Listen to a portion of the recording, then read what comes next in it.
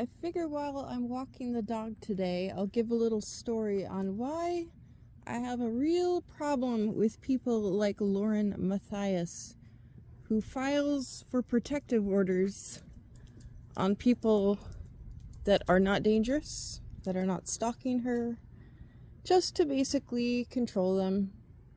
Basically, all the things she's accusing people of doing to her, this coercive control, all these buzzwords, basically the same thing she's doing to other people. And I guess it's coming out now that pretty much all her friends are turning against her because she's spoken badly behind their backs and backstabbed everyone, and really has very little goodwill in the true crime community now. Which I don't really understand, because I know she worked really hard to get her channel where it was, and I think she's a fine reporter. But what she's doing is basically un-American. I think we're all for the First Amendment here. Oh, how cliche. So anyway, let me tell you a little story that happened to me. I went to a veterinarian a while back. I was referred there for the removal of a tumor on my dog. And I won't go into the details, but it was an absolute nightmare. The vet sold me on a surgery without giving me important information. Was not kind to my dog, which my favorite movie is John Wick, if that tells you anything. So I love dogs. Anyway, I did report her to the veterinary board. And according to the veterinary board, there were some good reasons. So anyway, that's not the point. The point is, immediately after reporting her to the board, happened to be on April 1st, April Fool's Day, she filed for a restraining order against me. I guess they call it a injunction against harassment here in Arizona. But very similar to what Lauren Matthias was trying to file. Well, she did file.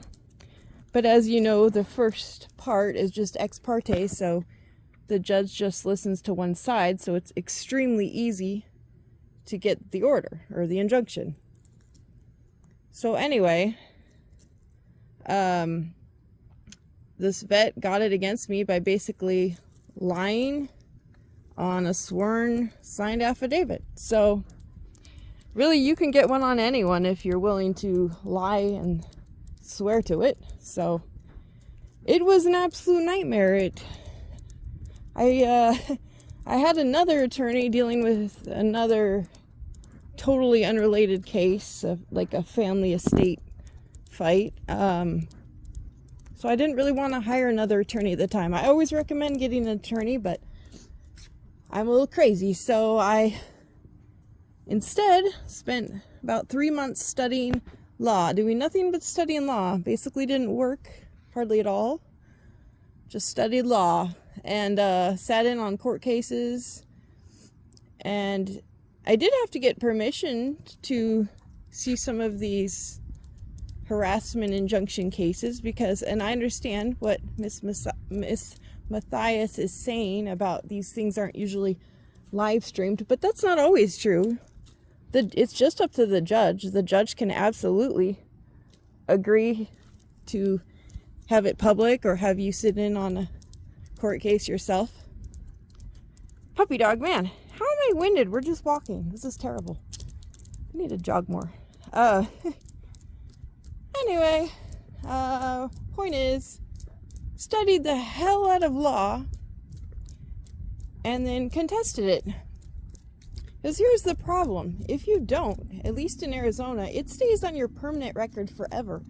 And although it's not criminal, it's still a big deal because I do a lot of volunteer work, and if someone runs a background check, it's there forever. They can find that. And honestly, before this happened to me, if I'd heard that someone had a injunction against harassment against them, or a restraining order, protective order, whatever you want to call it, I am ashamed to say I would have immediately thought, oh my God, this person's a psycho. What did they do? they are obviously guilty of something. Well, I found out that is not true at all. It can just be a way to harass other people, totally innocent people, and that's exactly what happened to me. Anyway, I go to court, represent myself, and kicked this doctor's ass in court. Judge did not believe anything she said, and I am not surprised because some of the things she claimed were insane. I am not kidding when I tell you, she actually claimed to the judge that I had broken into her house and moved her dogs around. I don't even know what that means. I don't know if she means put them outside, move them to different rooms. I don't know. The judge and I both just stared at her like, what the hell? I didn't even know what to say to that. But anyway, I was able to easily prove everything that she said about me was just a total lie. So the case was quickly dismissed. So this is why I have a big problem with people like Miss Matthias. She is either completely delusional. I mean, you'd have to be absolutely paranoid to think that this stalker, I won't even mention her right name, and not a stalker because it's never proven so, but her and her husband, I don't understand why he's encouraging this delusion. They are both way out of touch with reality. They both need some serious psychological help. I truly wish them both the best, but the fact that they're putting this on their child and making their child think that their mother's going to be murdered is insane. That's not right.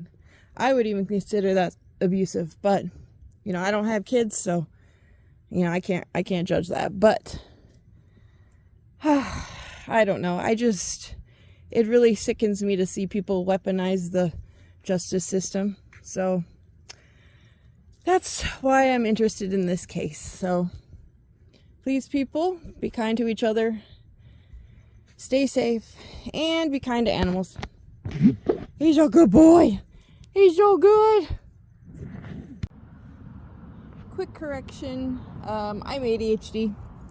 I get off topic, but first, I said the veterinarian claimed that I'd broken into her house. She didn't make that claim exactly like that. It was she highly suspected that I had, but had absolutely no evidence, and I guarantee you I did not do that. And I love animals, so the last thing I would do is move dogs around or whatever the heck she was trying to say. I really should get a transcript of this or a copy from the court. But I also know veterinarians have an extremely hard job, so at the same time, I kind of don't want to do that. Anyway, but I listened to what I said earlier, and I realized I forgot to add. I was saying Miss Matthias is either delusional or just a complete grifter.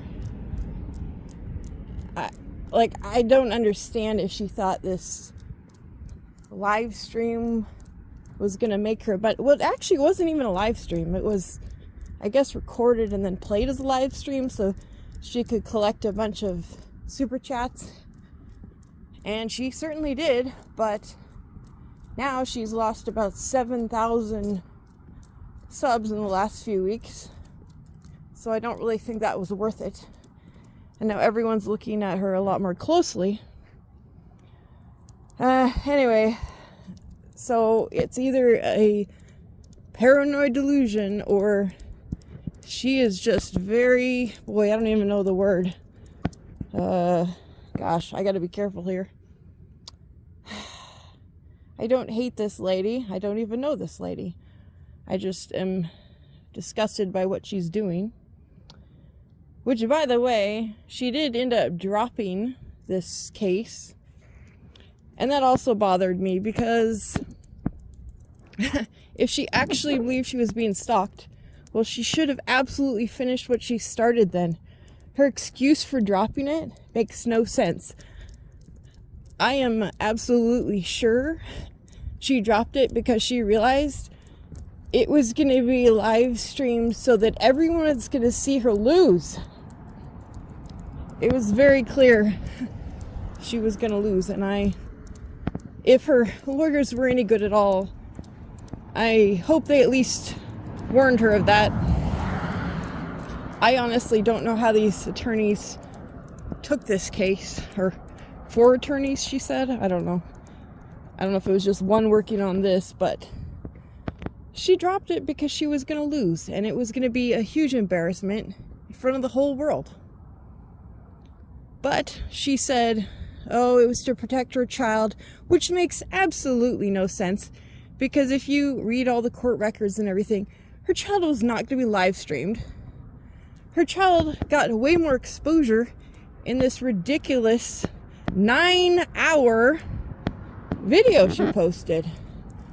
Who the hell talks for 9 hours about basically nothing, just telling her narrative, her side?